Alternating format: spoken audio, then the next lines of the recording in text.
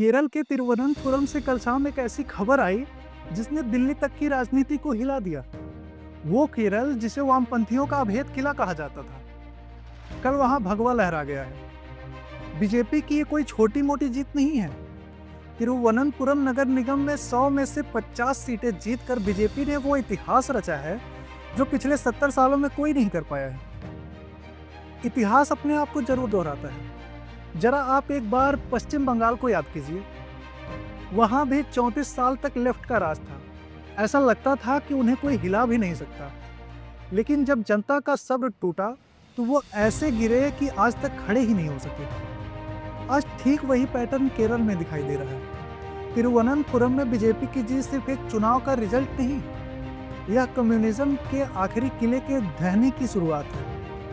National media आपको बता रहा है बीजेपी जीती, लेकिन क्यों जीती?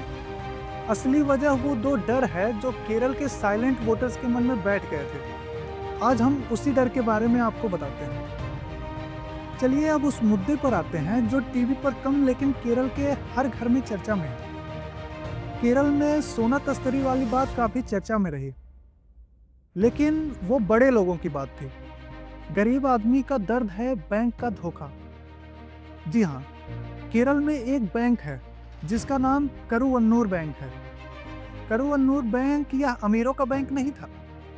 यह रिक्शा चलाने वाले उन गरीब मजदूरों का बैंक था जिसमें वो मजदूरी करके कुछ पैसा जमा किए थे। ये उन बुजुर्गों का बैंक था जो रिटायर हो चुके थे। लोगों ने अपनी खून पसीने की कमाई को वहां जमा किया था। किसी ने बेटी की शादी के लिए तो किसी ने बुढ़ापे की दवाई के लिए। लेकिन जब वो अपना ही पैसा निकालने गए तो बैंक ने हाथ खड़े कर दिए।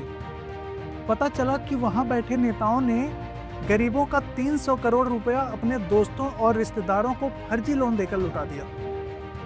लोगों को लगा जिस पार्टी को हम गरीबों का मसीहा मानते थे वही हमारी जेबें काट रही है। बस यही वो धोखा था जिसे जनता बर्दाश्त नहीं कर पाई। और दूसरा हम देखते हैं कि केरल में ईसाई समुदाय हमेशा से कांग्रेस का साथ देती थी, लेकिन इस बार वो बीजेपी की तरफ क्यों चले गए? उसकी वजह है डर और सौतेला व्यवहार।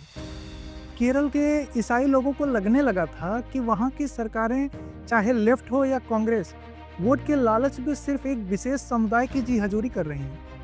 उन्हें लगा कि हमारा सुनने वाला कोई नहीं है। कल को अगर हम मुसीबत में फंसे तो ये सरकारें हमें नहीं बचाएंगी। उन्हें लगा कि बीजेपी ही वो पार्टी है जो उन्हें सुरक्षा दे सकती है। तिरुवनंतपुरम में बीजेपी की जीत सिर्फ हिंदुओं की वजह से ही नहीं हुई, बल्कि उन ईसाइयों की वजह से भी हुई है जिन्होंने अपनी सुरक्षा के लिए चुपचाप बीजेपी को वोट किया है। इस बार लोग कह रहे हैं कि यह नगर निगम का चुनाव सिर्फ एक ट्रेलर है। असली पिक्चर 2026 के विधानसभा चुनाव में रिलीज होगी।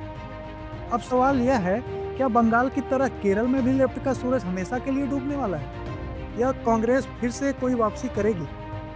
आपकी इस पर क्या राय है? कमेंट में लिखकर जरूर बताइए। मिलते हैं अगले वीडियो में। धन्यवाद।